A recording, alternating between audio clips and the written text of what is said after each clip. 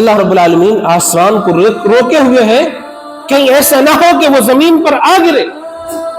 ہاں جب اس کا حکم ہوگا تو آسمان زمین پر آئے گا اور سارا نظام درہم برہم ہو جائے گا.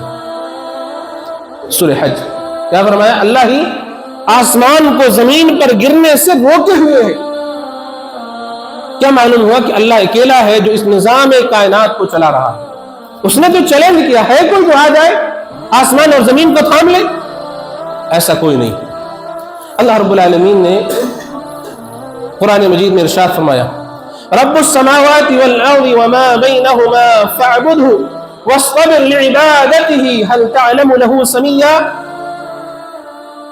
اللہ رب العالمین رب السماوات والارض آسمان اور زمین کا پالنہار ہے، رب ہے.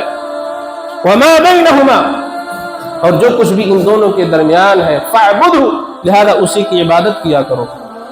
عبادت کس کی ہونی چاہیے؟ اس رب کی جو آسمان اور زمین کا رب ہے.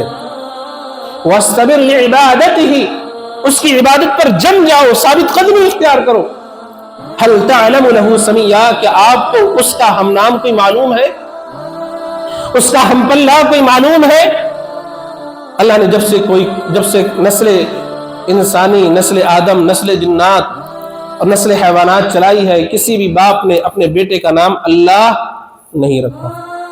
هل تعلم له سميا اس کا کوئی ہم نام بھی ہے، اس کا کوئی ہم پلہ بھی ہے. کوئی ایسا بھی ہے کہ جو اللہ کا مقابلہ کر سکے، اس کے بھی مقابل کھڑا ہو جائے، حتیٰ کہ اس کے نام جیسا بھی کوئی نام نہیں ملے گا آپ کو. هل تعلم له سميا آپ کو اس کے جیسا ہم نام بھی نہیں مل سکے گا.